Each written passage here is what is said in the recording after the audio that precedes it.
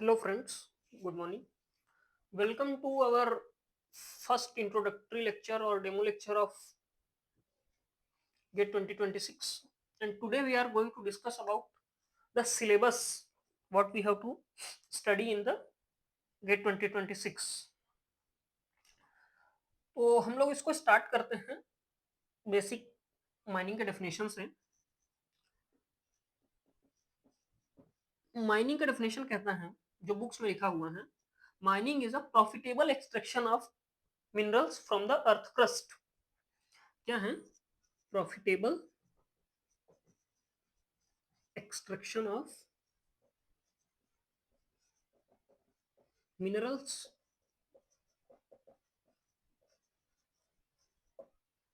Profitable extraction of minerals from the earth crust, यानी कि earth crust से जो भी मिनरल्स निकालना है उसको प्रॉफिटेबली एक्सट्रैक्ट करना है हमें। वो मेटल हो, नॉन मेटल हो, कोल हो, पेट्रोलियम हो, उससे नहीं मतलब है, मिनरल होना चाहिए।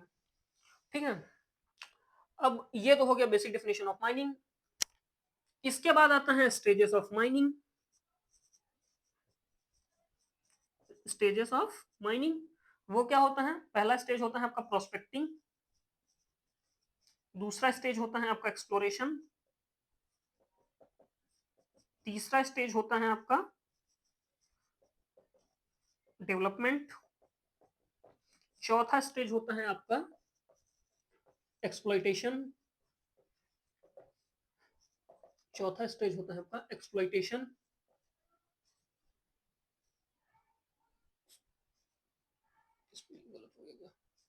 एक्सप्लॉइटेशन,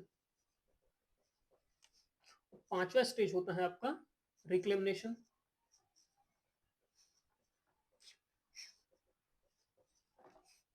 ठीक है, ये 5 स्टेजेस डिफाइंड है आपके माइनिंग के। कुछ बुक्स में 4 ही है, डेवलपमेंट के बाद डायरेक्ट रिक्लेमिनेशन आ जाता है, कुछ में 5 है, एक्सप्लॉइटेशन इंक्लूडेड है। ठीक है, तो प्रोस्पेक्टिंग में हम लोग क्या करते हैं? Search of mineral. एक्सप्लोरेशन में हम लोग क्या करते हैं? जो मिनरल मिला है उसका एक्सटेंट, उसका एरिया, उसका डेप्थ, सारी चीजें डिटरमाइन करते हैं। देन आफ्टर हम लोग ये करते हैं कि चेक करते हैं कि वो हमारे लिए इकोनॉमिकल होगा, यानी प्रॉफिटेबल होगा उस मिनरल को एक्सट्रैक्ट करना कि नहीं। अगर प्रॉफिटेबल नहीं होता है तो हम लोग वहीं से छोड़ देते हैं। अगर वो हमारे लिए प्रॉफिटेबल है तो हम लोग आगे माइनिंग को कंटिन्यू रखते हैं। फिर उसके बाद आता है आपका डेवलपमेंट, यानी कि जो हमें मिनरल मिला हुआ है, जो मिनरल बेड हमें मिला है, उस मिनरल बेड तक रीच करने के लिए जो भी हम पाथ बनाएंगे या उसके लिए जो भी हम मोड ऑफ एंट्री बनाएंगे, वो कहलाता है आपका development. once you reach the mineral, after that you will exploit the mineral, that means you will cut the mineral and get it out।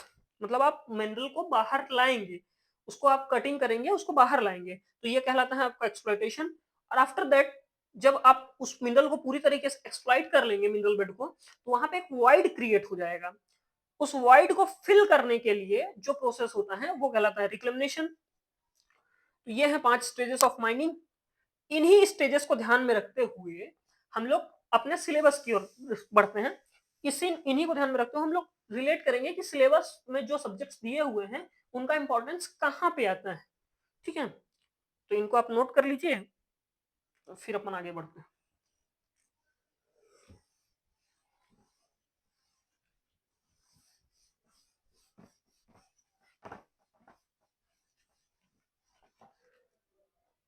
अब एक अपन एग्जांपल से डिस्कस करते हैं थोड़ा सा। मान लेते हैं 3 दोस्त हैं एबीसी, इन तीनों ने माइनिंग से इंजीनियरिंग किया और फिर जॉब ढूंढने चले। तो इनको ध्यान आया कि हमने माइनिंग से इंजीनियरिंग किया हुआ है और सेकंड क्लास मैनेजर तो हम लोग भी हैं, तो जॉब ढूंढने की क्या जरूरत है, एक काम करते हैं हम लोग अपनी माइंस खोलते हैं। बी ने कहा अच्छी बात है, चलो खोला जाए। तो इन्होंने क्या किया, एक एबीसी प्राइवेट लिमिटेड करके एक कंपनी रजिस्टर कराई। अब जब कंपनी हो गई फिर इन्होंने कहा कि अब कंपनी तो हो गई है, अब चलिए हम लोग मिनरल खोजते हैं और उसको निकालते हैं, उसको बेचेंगे, प्रॉफिट होगा। तब तक जब इन्होंने की ये बात चल ही रही थी, ए को याद आया कि हमने जियोलॉजी में पढ़ा है मिनरल सब जगह नहीं मिलता है, मिनरल मिलने के लिए कुछ पर्टिकुलर कंडीशन है। और हम लोग ऐसे हर जगह ढूंढ भी नहीं सकते हैं कि सारी जगह हम लोग ड्रिल करें, बोर करें, चेक करें। ये टेक्निकली पॉसिबल भी नहीं है क्योंकि कॉस्ट बहुत ज्यादा लग जाएगा। तो इन्होंने कहा कि नहीं नहीं, मिनरल सब जगह तो नहीं मिलता, ये बात सत्य वचन है। तब तक बी को याद आया कि हमने जियोलॉजी में एक चीज और पढ़ी थी कि एरिया की आप जियोलॉजी देखेंगे तो वहां से आपको कुछ कुछ आइडिया लग जाएगा कि यहाँ पे मिनरल मिलने के चांसेस हैं या नहीं है। क्योंकि अगर आपको ध्यान होगा तो छोटा नागपुर रीजन जो हमारे यहाँ छत्तीसगढ़ और आगे वाला बेल्ट है, छोटा नागपुर रीजन, यहाँ पे आयरन ओर्स बहुत ज्यादा है। आयरन या स्टील जो भी कह लीजिए, आयरन ओर और मेटालिक कंटेंट यहाँ पे बहुत ज्यादा है। क्यों? क्योंकि यहाँ पे पास टाइम में क्या हुआ था, वॉल्केनिक एक्टिविटीज देखी गई थी, वॉल्केनिक एक्टिविटीज देखी गई थी। तो ये मेटल रिच एरिया है, ये मेटल रिच एरिया है। और ऐसे ही बाकी उस पर बात करें तो कोल के लिए हमारा वो अलग अलग रीजन है, धारवाड़ ग्रुप है, विंध्यन ग्रुप है और सतपुड़ा रेंजेस हैं। तो ये हमारा कोल से रिच है ना। तो कोल के लिए भी हमारे पास दो तीन थ्योरी चलती हैं, ड्रिफ्ट थ्योरी और इंसिटू थ्योरी। ड्रिफ्ट थ्योरी और इंसिटू थ्योरी ये बताती हैं ओरिजिन ऑफ कोल और फॉर्मेशन ऑफ कोल। और जैसे आप ओरिजिन ऑफ कोल और फॉर्मेशन ऑफ कोल देखेंगे तो वहां पे आपको एक चीज और पता चल जाती है, उसके आसपास की जियोलॉजी कैसी होगी, वो एरिया कैसा दिखता होगा। तो इन्होंने कहा अच्छा काम करो, पहले चलो एरिया देखो, सारे एरिया देख लेंगे, उसके बाद फिर कहीं पे अपन ड्रिल या बोर करके चेक करेंगे कि मिनरल है कि नहीं है। तो एरिया देखने के लिए अच्छा, अब ये तो यहाँ समझ में आ गया कि बिना जियोलॉजी की हेल्प से नहीं हो सकता है। तो जब तक जियोलॉजी नहीं पढ़ेंगे तब तक आप आगे नहीं जा सकते। तो आपको पहला सब्जेक्ट क्या पढ़ना है, mine geology. Mine geology, mine geology का सिलेबस अपन आगे डिस्कस करेंगे डिटेल में जब अपन ये मॉड्यूल डिस्कस करेंगे। अभी अपन बस ये डिस्कस कर रहे हैं कि कौन सा सब्जेक्ट पढ़ना है, उसका क्या इंपॉर्टेंस है और क्यों पढ़ना है। ठीक है, तो पहला सब्जेक्ट हमें पढ़ना है माइन जियोलॉजी। उसका इंपॉर्टेंस आप देख रहे हैं क्योंकि बिना जियोलॉजी के आप पता ही नहीं कर सकते। आप हर जगह, इतना बड़ा इंडिया है, हमारा देश है इतना बड़ा, हर जगह जाके आप ड्रिल करें, बोर करें, उसके बाद चेक करें मिनरल है कि नहीं है, वो टेक्निकली पॉसिबल नहीं है। आप हर जगह ड्रिल बोर करके नहीं चेक कर सकते ना। तो आपको पहले कुछ एरिया जियोलॉजी के हिसाब से देखना पड़ेगा। जियोलॉजी कहता है कि अगर वहां पे मिनरल होगा तो वहां वॉल्केनिक एक्टिविटीज हुई होंगी, यहाँ यानी कि वहां पे पहाड़ टाइप का कुछ हुआ होगा। ड्रिफ्ट थ्योरी कहता है वहां पे पुराने समय में नदी रही होगी, है ना। इंसिटू थ्योरी कहता है वहां पे कुछ भूकंप टाइप का आया होगा, जिस जहाँ पे कि बहुत सारा आपका फॉरेस्ट जो है वो दब गया होगा, तो फिर कोल बना है। तो इस टाइप से कुछ जियोलॉजी बताती है कि एरिया कुछ कैसा दिखेगा, एरिया में आप क्या देखेंगे तो आपको पता चल जाएगा कि हाँ यहाँ पे मिनरल होने के चांसेस हैं। और जैसे जैसे आप ये कर लेंगे कि जियोलॉजी आपका डिफाइन हो जाएगा तो फिर आप वहां पे और ज्यादा उसमें डिटेल सर्वे कर सकते हैं। तो आपने पहले क्या किया, जियोलॉजी पढ़ा। अब जियोलॉजी कर लिया तो आपने क्या किया, जियोलॉजी अब इतना वो पूरा देखने के लिए आपने क्या किया होगा, एक किसी एरिया का सर्वे किया होगा। और बिना सर्वे के आप आगे नहीं जा सकते। आप यहाँ पे एक सब्जेक्ट और आता है सर्वे। आपने सर्वे किया होगा तो किस तरीके से किया होगा, या तो एरियल सर्वे किया होगा, आपने हवा से देखा होगा, मतलब हर जगह ग्राउंड पे जाके देख पाना भी मुश्किल है क्योंकि कहीं पे नदी है, कहीं पे पहाड़ है, कहीं पे कोई टोपोग्राफी डिफिकल्ट टीरेन है जो कह लीजिए फॉरेस्ट वगैरह है, तो वहां पे जाके देख पाना मुश्किल, मतलब पैदल जाना और देख पाना मुश्किल है थोड़ा सा। सॉरी। तो हमने क्या किया कि हवा से यानी ड्रोन की मदद से और इन सब की मदद से हमने थोड़ा एरियल सर्वे किया। या फिर हम लोग दूसरा क्या कर सकते हैं, जियोलॉजिकल सर्वे जो भी होता है, जियोलॉजिकल सर्वे। तो ये दोनों तीनों टाइप के सर्वे कुछ परफॉर्म किए हमने। हमने सर पहले जियोलॉजी की मदद से पता किया कि किस एरिया में मिनरल हो सकता है, फिर हमने सर्वे किया, थोड़ा और श्योर हो गए कि हाँ इस एरिया में, इस पर्टिकुलर रीजन में हमारा मिनरल है। अब जब हम थोड़ा श्योर हो गए तो हमने क्या किया कि ड्रिलिंग और बोरिंग करी। जिस एरिया में हमें वो चाहिए था मिनरल, वहां पे हमने ड्रिलिंग एंड बोरिंग परफॉर्म करी, बोर होल सर्वे किया, ड्रिलिंग किया, बोरहोल सर्वे किया, इसकी मदद से हम लोग ये पता कर पाए कि यहाँ पे मिनरल है या नहीं। ठीक है, अब जब हम और श्योर हो गए हैं कि यहाँ पे मिनरल है, ड्रिलिंग किया, बोरिंग किया, बोरहोल सर्वे किया, तो वहां से हमें ये पता चल गया है कि इस पर्टिकुलर रीजन में इस टाइप का मिनरल है। लेट से हमारा कोल निकल जाता है, मान लीजिए कि उस पर्टिकुलर रीजन में उन्होंने कोल को पाया। ठीक है, अब जब कोल बेड उनको मिल गया है तो वो लोग क्या करेंगे, आगे फर्दर प्रोसीड करेंगे। अब थोड़ा सर्वे की और मदद लेंगे और ये पता करने की कोशिश करेंगे कि एक, जैसे मान लीजिए उन्होंने इतने बड़े रीजन का सर्वे किया, एक पॉइंट पे ड्रिल होल लगाया, पी पॉइंट पे, तो पी पॉइंट पे उनको मिल गया कोल। अब वो चाह रहे हैं कि हमें और भी तो पता चले कि ये यहाँ कितने दूर तक है, यहाँ कितने दूर तक है, यहाँ कितने दूर तक, यहाँ कितने, तो उन्होंने अलग अलग थोड़ा सर्वे का सहारा लिया और कुछ प्रोस्पेक्टिंग मेथड्स का सहारा लिया, जो कि हम पढ़ेंगे माइन प्लानिंग में। माइन प्लानिंग में प्रोस्पेक्टिंग मेथड्स जो हैं कि कोई भी रिजर्व एस्टिमेशन, कोई भी जो मिनरल का रिजर्व है वो कितनी दूर तक है और वो उसका ग्रेड क्या है, उस वो कैसे कैसे वेरी कर रहा है, वो सारा हम माइन प्लानिंग में पढ़ते हैं। ठीक है, यहाँ पे एक सब्जेक्ट और आपका इंट्रोड्यूस होता है, माइन प्लानिंग। अब तक आपके 3 सब्जेक्ट हो चुके हैं, माइन जियोलॉजी, माइन सर्वे और माइन प्लानिंग।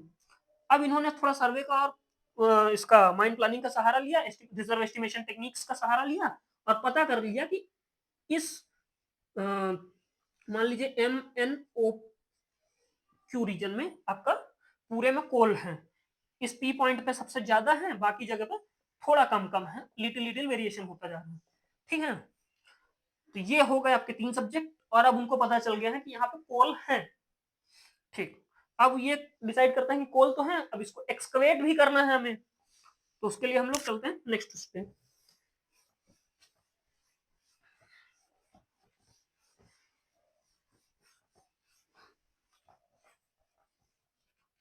अब जब हमें पता चल गया है कि कोल है तो हम लोग उसके लिए क्या करेंगे, मोड ऑफ एंट्री बनाएंगे।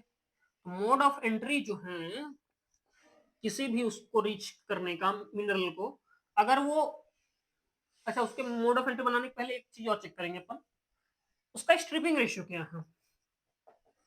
स्ट्रिपिंग रेशियो क्या है, स्ट्रिपिंग रेशियो की हेल्प से हम लोग ये डिटरमाइन कर पाएंगे कि हमें माइन जो है वो ओपन कास्ट रखना है या अंडरग्राउंड जाना है। स्ट्रिपिंग रेशियो की हेल्प से हम लोग ये डिस्कस कर पाएंगे, ये डिसाइड कर पाएंगे कि हमारी माइन जो है वो ओपन कास्ट होगी या अंडरग्राउंड होगी। जैसे मान लीजिए हमें पता चल जाता है कि हमारी माइन, अच्छा ये जो चीजें हैं ओपन कास्ट या अंडरग्राउंड, इससे अपना मेथड भी चेंज हो जाएगा, क्योंकि ओपन कास्ट की वर्किंग अलग तरीके से चलती है, अंडरग्राउंड की वर्किंग अलग तरीके से चलती है। जैसे ही आप यहाँ पे डिसाइड कर लेंगे कि मेथड आपको ओपन कास्ट रखना है, माइन आपको ओपन कास्ट रखना है या अंडरग्राउंड रखना है, वहां पे आपका मेथड ऑफ वर्किंग चेंज हो जाएगा। तो यहाँ पे एक नया सब्जेक्ट इंट्रोड्यूस होता है, method of working. Method of working, ठीक है, और उसके बाद आपका आता है, अब मान लीजिए हम इसमें से एक चीज चूज करके चलते हैं। फॉर एग्जांपल अभी कंसीडर कर लेते हैं हम लोग underground mode of, underground mine चलाने के लिए सोच रहे हैं। ठीक है, तो अब हम बनाएंगे मोड ऑफ एंट्री। ठीक है, तो मोड ऑफ एंट्री बनाने के लिए अंडरग्राउंड जाना है, तो ये तो पता है कि अब ड्रिल के बिना कुछ काम नहीं हो सकता, ड्रिलिंग बोरिंग करनी पड़ेगी तभी शाफ्ट सिंकिंग होगी या कोई नया मेथड। अब इंक्लाइन भी बनाएंगे तो भी, ऑडिट बनाएंगे तो भी, कुछ भी बनाएंगे आपको ड्रिलिंग या बोरिंग करनी पड़ेगी, बिना ड्रिलिंग ब्लास्टिंग के आप आगे नहीं जा सकते हैं। तो ड्रिलिंग और ब्लास्टिंग करने के लिए अब हमें एक चीज और पढ़नी पड़ेगी। एक सब्जेक्ट ये भी हो गया ड्रिलिंग ब्लास्टिंग, अब तक 4 हो चुके थे, माइन जियोलॉजी, माइन सर्वे और माइन प्लानिंग, और एक और वो आ गया था method of working. Method of working या फिर उसको माइनिंग मेथड्स भी बोलते हैं, माइनिंग मेथड्स। अब आ गया है एक और ड्रिलिंग एंड ब्लास्टिंग, या ऑल्दो ये आपका डेवलपमेंट में इंक्लूडेड है, बट एक और आ गया है drilling and blasting. But drilling करने से पहले एक सिचुएशन है, डायरेक्ट आप ड्रिलिंग नहीं कर सकते, आपको उस रॉक को स्टडी करना पड़ेगा जिस रॉक में आप ड्रिल करने वाले हैं, कि उसका हार्डनेस क्या है, उसका स्ट्रेंथ क्या है, उस पे स्ट्रेस कैसे आ रहा है ना? मतलब कि अगर आप फॉर एग्जांपल थोड़ा सा डिस्कस करते हैं। मान लीजिए आपका ये मोड ऑफ एंट्री बनाने का आप सोच रहे हैं, है ना? हम लोग ये हमारा ज्योमेट्री है, हम सोच रहे हैं कि यहाँ से ड्रिल करना चालू करेंगे या ऐसे मोड ऑफ एंट्री बनाएंगे। तो इस पॉइंट से जैसे आप मोड ऑफ एंट्री बनाना चालू करेंगे, तो ये ऊपर वाले जो रॉक्स हैं, ये आपके उस पे प्रेशर लगाएंगे कुछ ना कुछ, तो आपका मोड ऑफ एंट्री जो है वो कोलैप्स हो सकते हैं। तो आपको उसको इनफ सपोर्ट देना पड़ेगा, है ना? आपको इनफ सपोर्ट देना पड़ेगा कि वो इस प्रेशर को हैंडल कर पाए। जो अपकमिंग प्रेशर है रॉक्स का, जो अबव सिचुएटेड रॉक्स हैं, जिसको अपन हैंगिंग वॉल कहते हैं, जो हैंगिंग वॉल का प्रेशर आ रहा होगा उसको वो हैंडल कर पाए, तो उसके लिए हमें उसको इनफ सपोर्ट देना पड़ेगा। तो इसके लिए हमें एक नया सब्जेक्ट पढ़ना पड़ता है जो कहलाता है rock mechanics. Rock mechanics rock mechanics हमें ये बताता है कि कोई रॉक जो है वो किस टाइप का बिहेव करता है। रॉक का मतलब रॉक के टाइप्स, रॉक की प्रॉपर्टीज, रॉक के इसको अच्छे से रॉक के टाइप्स, रॉक की प्रॉपर्टीज, रॉक की प्रॉपर्टीज जिसमें आपका स्ट्रेंथ वगैरह शामिल है, स्ट्रेंथ स्ट्रेस और स्ट्रेन जो भी है वो सारा कुछ इसमें प्रॉपर्टीज में शामिल है। डेंसिटी, पोरोसिटी और वॉइड रेशियो और बाकी सारी चीजें इसमें इंक्लूडेड है प्रॉपर्टीज में। तो ये सारा कुछ हम यहाँ रॉक मैकेनिक्स में पढ़ते हैं। अच्छा, रॉक मैकेनिक्स में जब हमने ये सब कुछ पढ़ लिया है, तब हम ये पता कर पाएंगे कि हम कौन सा रॉक है हमारा, अब उसमें किस टाइप का ड्रिल बिट यूज करें और किस टाइप का हम लोग सपोर्ट सिस्टम प्रोवाइड करें ताकि वो अपकमिंग प्रेशर को बियर कर पाए और हमारा मोड ऑफ एंट्री कोलैप्स ना हो। ठीक है, तो ये हमारा कितने हो गए, 1 2 3 4 5, ये 6। अब आ गया रॉक मैकेनिक्स, 6 सब्जेक्ट हो गए हैं हमारे रॉक मैकेनिक्स। ठीक है, अभी हम लोग पहुंचे नहीं है मेथड, सॉरी, जो हमारा मिनरल बॉडी है वहां तक पहुंचे नहीं है, बट अभी तक 6 सब्जेक्ट पढ़ चुके हैं। अब आगे चलते हैं थोड़ा सा और। मान लीजिए अब हमने रॉक मैकेनिक्स पढ़ा, ड्रिलिंग ब्लास्टिंग की, मतलब ड्रिलिंग ब्लास्टिंग के लिए हमें पता चल गया कि ये रॉक है, ये सपोर्ट यूज करना है, ड्रिलिंग ब्लास्टिंग परफॉर्म की, हम at last mode of sorry mineral body तक पहुंच गए, मोड ऑफ एंट्री हमारा कंप्लीट हुआ और हम लोग कहाँ पहुंच गए, मिनरल बॉडी पे। ठीक है, अब मिनरल बॉडी पे जब पहुंच गए हैं तो हम लोग क्या करेंगे,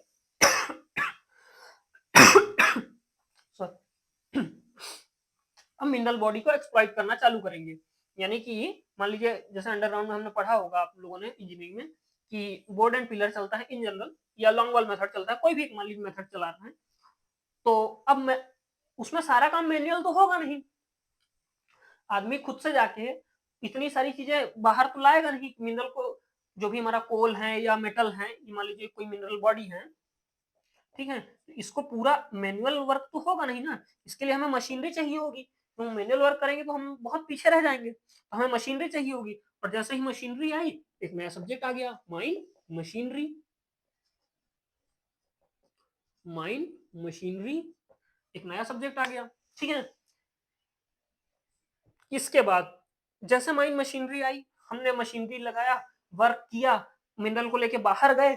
अब बाहर ले जाके डंप थोड़ी ना करेंगे, उसको ट्रांसपोर्ट करके कहीं ले जाएंगे ना, या तो प्लांट पे ले जाएंगे या मार्केट में ले जाएंगे, सेल करेंगे ना। क्योंकि भाई याद करिए, एबीसी ने क्या सोचा था कि प्रॉफिट कमाना है ना। एबीसी प्राइवेट लिमिटेड का तो एक मुद्दा ये भी है ना कि माइनिंग तो करना है बट प्रॉफिट भी तो कमाना है। तो वो लोग क्या करेंगे, मार्केट लेके जाएंगे, तो उसके लिए इसको इनको ट्रांसपोर्ट करना पड़ेगा। ठीक है, मिनरल को ट्रांसपोर्ट करना पड़ेगा। तो ट्रांसपोर्टेशन वाला जो पोर्शन है, ट्रांसपोर्टेशन वाला जो पोर्शन है, ये हम लोग डिस्कस करते हैं सिस्टम इंजीनियरिंग में। सिस्टम इंजीनियरिंग में सिस्टम इंजीनियरिंग में और भी अपन कुछ कुछ वो चीजें डिस्कस करते हैं कि, बट बेसिक वो इसी पे है कि ट्रांसपोर्टेशन मॉडल्स हैं आपके, और कुछ और भी वो हैं कि कौन सा सिस्टम जो है कितनी अच्छे से काम कर सकता है, आपका आइडियल टाइम, वर्किंग टाइम और वगैरह वगैरह चीजें निकालना, कौन सी मशीनरी को आप कहाँ लगाएं तो वो कितना एफिशिएंट यूज होगा, कौन से प्लांट को आप कहाँ लोकेट करें तो उसका जो प्रोडक्शन है वो मैक्सिमम होगा, कौन सी मशीनरी को आप किस तरीके से डिप्लॉय करें कि उसका प्रोडक्शन या एफिशिएंसी जो है मैक्सिमम हो। तो ये सारी चीजें अपन डील करते हैं किसमें, सिस्टम इंजीनियरिंग में। ठीक है। अच्छा, अभी ये देखिए हम लोग अंडरग्राउंड तक पहुंच तो गए हैं, बट सरफेस का इन्वायरमेंट दूसरा है, अंडरग्राउंड का इन्वायरमेंट दूसरा है, तो वहां पे काम करने में दिक्कत तो होगी। तो हमें क्या है, अंडरग्राउंड और सरफेस का इन्वायरमेंट सेम करना है। तो अंडरग्राउंड का इन्वायरमेंट जो है, सरफेस का इन्वायरमेंट कैसे सेम हो सकता है कि जब बाहर की हवा और अंदर की हवा दोनों एक जैसी हो। तो बाहर की हवा और अंदर की हवा एक जैसी कब होंगी, जब हम बाहर की हवा को ही अंदर लेके जाएं, क्योंकि अंदर की हवा तो अलग है, तो अंदर की हवा को हम रिप्लेस करें बाहर की हवा से, तो उसके लिए हम लोग क्या यूज करेंगे, वेंटिलेशन सिस्टम। और यहाँ पे आप जैसे हम लोग वेंटिलेशन सिस्टम यूज करेंगे, यहाँ पे हमारा एक नया सब्जेक्ट इंट्रोड्यूस हो जाता है, क्या, माइन वेंटिलेशन। माइन वेंटिलेशन, ठीक है। अब मैंने क्या कहा, दो चीजें हैं, एक बाहर का इन्वायरमेंट, एक अंदर का इन्वायरमेंट। अब जब आप उसमें वर्क कर रहे हैं तो माइन का इन्वायरमेंट कैसा है उसको स्टडी करेंगे तब ना, पहले जब तक आप माइन के अंदर के इन्वायरमेंट को नहीं स्टडी कर पाएंगे, उसको बाहर वाले इन्वायरमेंट से सेम कैसे करेंगे। तो आपको दो चीजों की स्टडी और करनी पड़ेगी, माइन इन्वायरमेंट और सरफेस इन्वायरमेंट। दोनों चीजों का आपको पता होना चाहिए, तभी ना एक दूसरे को सेम कर पाएंगे। बिना एक दूसरे को जाने हुए आप सेम कैसे कर पाएंगे। तो आपको ये दोनों भी पता होने चाहिए, माइन इन्वायरमेंट और सरफेस इन्वायरमेंट। ये दो सब्जेक्ट और आ गए आपके पास, तो टोटल कितने हो गए, तीन ये हो गए, 4 5 6 7 8, 8 और 3 11, 11 सब्जेक्ट अभी तक टोटल हो चुके हैं। अच्छा, ये जो चीजें चल रही हैं, अच्छा एक चीज अभी कुछ मिस हो रहा है क्या, हाँ।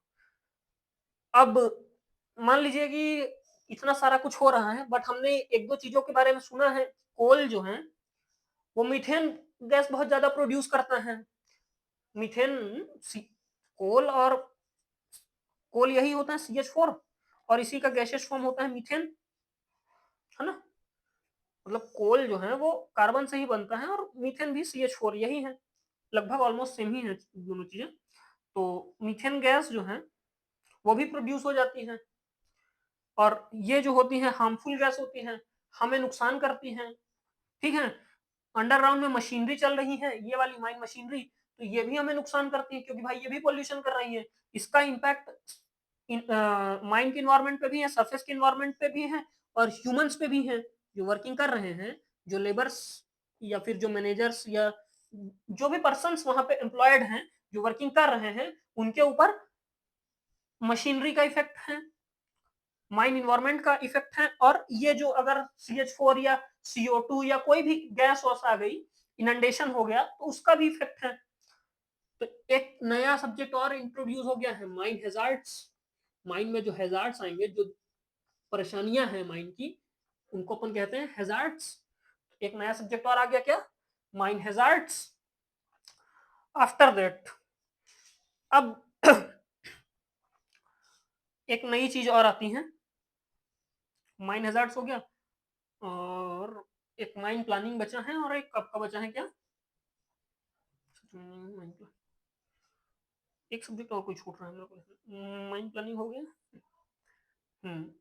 ठीक है, माइन इकोनॉमिक्स दो और बचे हैं, mine planning and mine economics. Mine economics, इनका क्या रिलेवेंस है अपन बताते हैं, थोड़ा लिख देता हूँ, ये यहाँ साइड में लिखे हुए mine planning and mine economics. Mine, देखिए आप जो भी काम कर रहे हैं, हमने जो शुरू में एग्जांपल लिया था ABC प्राइवेट लिमिटेड का, उसका मेन मोटिव क्या था, प्रॉफिट कमाना है, मिनरल को एक्सट्रैक्ट करना है, बट प्रॉफिट कमाना है। तो बिना इकोनॉमिक्स समझे हुए आप प्रॉफिट तो कमा नहीं सकते।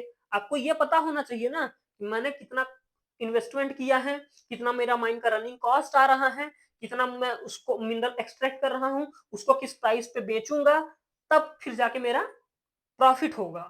तो माइन इकोनॉमिक्स का इंपॉर्टेंस ये है, बिना इकोनॉमिक्स जाने आप प्रॉफिट ही नहीं कमा पाएंगे ना। तो ये हो गया माइन इकोनॉमिक्स का इंपॉर्टेंस। इसमें हम लोग यही सारी चीजें पढ़ते हैं माइन इकोनॉमिक्स में, कि माइन की लाइफ क्या है, माइन कोई भी मिनरल है वो उसका मतलब हम उसको कितने पॉइंट में सेल करें, कितने ड्यूरेशन में रिकवर करें, उसमें इनिशियल कॉस्ट कितना लगा है, उसका फाइनल कॉस्ट कितना होना चाहिए, तो वही सारा चीजें इसमें आता है। ठीक है, फिर आता है माइन प्लानिंग। अच्छा, इसमें मशीनरी वशीनरी जो लगेगा आपका, उसका भी कॉस्ट इसी में इंक्लूड रहता है। ठीक है ना, जो आपका रनिंग कॉस्ट है, कि मशीनरी लगा है तो उसका भी कॉस्ट आपको कैलकुलेट करना पड़ेगा। मशीनरी का लाइफ कितना है, मशीनरी कितने साल तक चलेगा, तो वो अपना कॉस्ट दे जाएगा। मान लीजिए लेट से मैं एग्जांपल से बात करता हूँ, ये अभी तो कुछ है नहीं, मान लीजिए एक शॉवेल है। ठीक है, ये शॉवेल मैंने खरीदा लेट से 1 करोड़ रुपए का। अब मुझे जब तक ये 1 करोड़ ना दे, तो उसके पहले अगर खराब हो जाए तो फिर तो मेरा नुकसान है। तो मैं कंपनी से पूछूंगा ना कि ये कितने साल चलेगा। कंपनी ने कहा कि 10 साल चलेगा। ठीक है, तो अब मैं ये आंकड़ा लगाऊंगा कि वो 1 साल में लगभग 10 से 12 लाख रुपए कमा के दे, तब तो वो 10 साल में 1 करोड़ रुपए देगा। यानी कि अभी का एक फॉर एग्जाम्पल समझते हैं, 1 करोड़ रुपए है, मैं मान लेता हूँ डिप्रिशिएशन ऑप्रिशिएशन नहीं है, वो हर साल मुझे 10 लाख रुपए देगा, तो वो मुझे 10 साल में 10 करोड़ रुपए देके चला जाएगा, 10 साल में 1 करोड़ रुपए देके चला जाएगा। खराब हो गया मतलब जीरो प्रॉफिट जीरो लॉस की कहानी है। बट मेरा अल्टीमेट एम क्या है कि वो प्रॉफिट दे। तो मैं ये क्या सोचूंगा कि वो 10 नहीं 12 लाख का काम करे, तब ना जाके वो 1 करोड़ 20 लाख देगा और मेरा 20 लाख रुपए प्रॉफिट होगा। ठीक है, 10 साल में। अभी डिप्रिसिएशन अप्रिसिएशन नहीं है, वो सारी चीज अपन जब सब्जेक्ट को डिटेल डिस्कस करेंगे, तब जो भी रिस्पेक्टिव फैकल्टी मेंबर होंगे आपके साथ उसको डिस्कस करेंगे। और ये देखिए, जो हमने अभी तक माइंड प्लानिंग का इंपॉर्टेंस समझ लेते हैं अपन, एक सब्जेक्ट ये और रह गया है।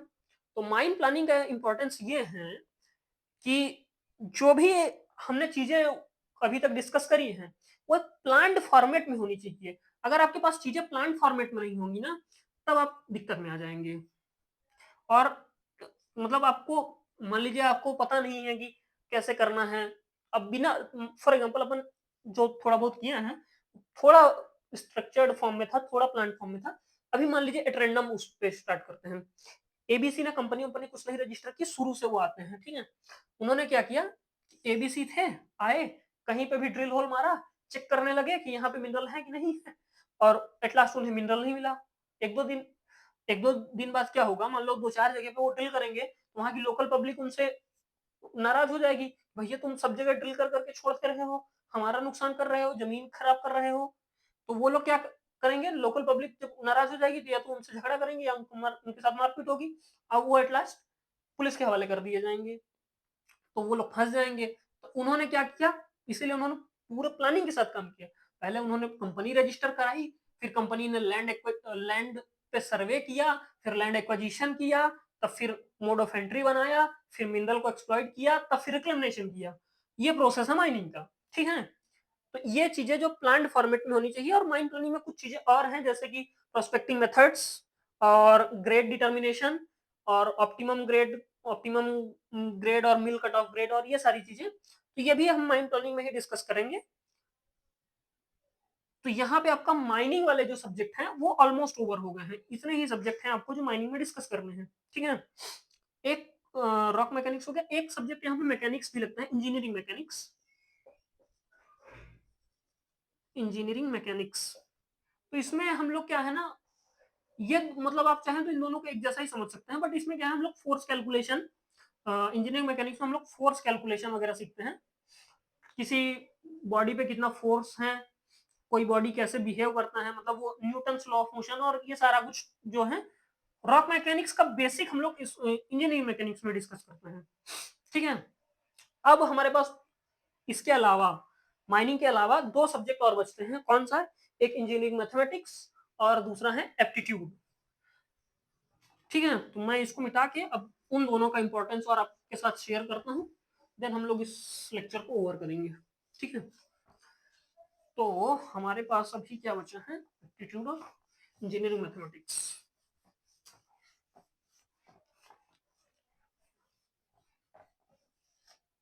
ठीक है, एप्टीट्यूड का सीधा सा कॉन्सेप्ट है, बहुत इजी सब्जेक्ट है, बहुत बट जिससे बनता है, जिससे नहीं बनता है उसके लिए थोड़ा टफ है, बट चिंता मत करिए, आप हमारे यहाँ आए हैं, आपसे सारा कुछ बनेगा, ये मेरा प्रॉमिस है, आवर गारंटी योर सक्सेस। ठीक है। तो एप्टीट्यूड का ये है कि ये आपका नॉलेज इनरिचमेंट होता है, इसकी वजह से मतलब आपको सोचने की जो है, एक तो भाई नॉलेज इनरिचमेंट से आपका ज्ञान तो बढ़ ही रहा है, दूसरा आपका थिंकिंग स्किल जो है वो अपडेट कर देता है, कि आप एक प्रॉब्लम को किस तरीके से ऑब्जर्व कर सकते हैं। फॉर एग्जाम्पल अभी मैं गेट 2025 में एक क्वेश्चन आया था एप्टीट्यूड में ही, 13, 15, 14,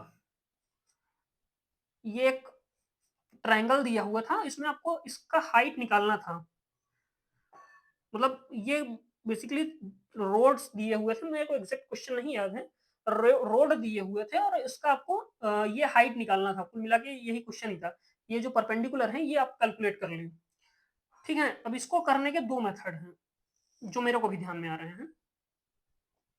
आप एक तो एक काम करिए, इस डिस्टेंस को मान लीजिए x और इसको मान लीजिए 14 माइनस एक्स, क्योंकि ये जो है हाइट जो है वो परपेंडिकुलर होती है, तो ये दो राइट एंगल ट्राइंगल हो गए, और आपने अगर इसको x माना है तो ये 13 हो गया, ये x हो गया, और इसमें एक बार आप वो टेन थीटा लगाएंगे, इसमें एक बार आप टेन थीटा लगाएंगे, दोनों को सॉल्व कर लेंगे। ठीक है। दूसरा एक तरीका क्या है, 13, 15, 14, ये है ना, तो half base into height equal to root of S into S minus A into S minus B into S minus C, ये कर लीजिए। इससे भी ट्राइंगल का एरिया आता है, इससे भी ट्राइंगल का एरिया आता है, दोनों एरिया इक्वल होने चाहिए, आपके पास हाइट आ जाएगा। ये दो तरीके हैं, तो आपके पास सोचने का जो मेमोरी जो है आपका वो हाई ऑर्डर पे जाए, थिंकिंग जो है वो आपका नेक्स्ट लेवल पे जाए, क्योंकि एट लास्ट आप भले ही असिस्टेंट मैनेजर के तौर पे ज्वाइन करेंगे कोल इंडिया में, बट एट लास्ट आप मैनेजर रैंक से या मैनेजर से ऊपर भी एरिया मैनेजर, जनरल मैनेजर कहीं तक जाएंगे, तो आपको बड़े डिसीजंस लेने होंगे।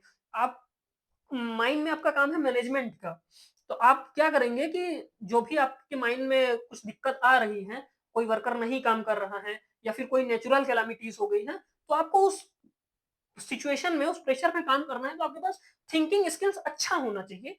इसके लिए हमारा एप्टीट्यूड है ना, एप्टीट्यूड जो है हमारा लगता है हमारा उसमें। और दूसरा सब्जेक्ट और रह गया है इंजीनियरिंग मैथमेटिक्स। तो इंजीनियरिंग मैथमेटिक्स हालांकि अपने इंजीनियरिंग में भी पढ़ा हुआ है, और इसमें इंट्रोड्यूस करने का सीधा एक लॉजिक है, कैलकुलेशंस। कैलकुलेशंस कि भाई आप जो हैं इतनी बड़ी माइंड के मैनेजर हैं, अब आप यही नहीं कैलकुलेट कर पा रहे हैं कि माइंड प्रोडक्शन कितना दे रही है। अगर मान लीजिए आपको फेस का ड्रिल लेंथ दे दिया जाए, ब्रिथ दे दिया जाए, हाइट दे दिया जाए, और एवरेज पुल दे दिया जाए, और आप नहीं कैलकुलेट कर पाए कि उसका प्रोडक्शन कितना है, फिर आपका जूनियर आपकी बात थोड़ी ना सुनेगा। इसलिए आपको कैलकुलेशन आना चाहिए, तो इसलिए थोड़ा सा उसमें इंजीनियरिंग मैथमेटिक्स भी इंट्रोड्यूस किया गया है हमारे गेट के सिलेबस में। और कुछ और भी चीजें हैं उसके पीछे, मतलब ऐसा नहीं है कि हर बार आपको यही वो आउटपुट ही कैलकुलेट करना रहेगा, कुछ और भी रहता है। जैसे मान लीजिए किसी एरिया का सर्वे हो रहा है, तो सर्वेयर ने सर्वे आपको सही करके दिया है कि नहीं दिया है, ये चेक करना आपकी जिम्मेदारी है ना।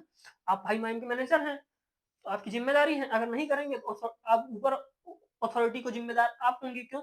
क्योंकि सर्वेयर ने गलत किया, फिर आपने उसको पास कर दिया है, तो आप भी गलत हो जाएंगे। तो आप अपने बचाव के लिए भी कुछ कैलकुलेशंस जानते रहें, वो ज्यादा ईजी है रहेगा आपके ओवरऑल में भी, और उसमें माइंड के लिए भी ठीक है, आपकी ओवरऑल पर्सनालिटी के लिए भी कैलकुलेशंस ठीक ही रहेंगे, और माइंड के लिए भी ठीक रहेंगे। तो ये हो गया आपका सब्जेक्ट का इंट्रोडक्शंस, और हमने डिस्कस किया कि क्या क्या हम उसमें पढ़ने वाले हैं।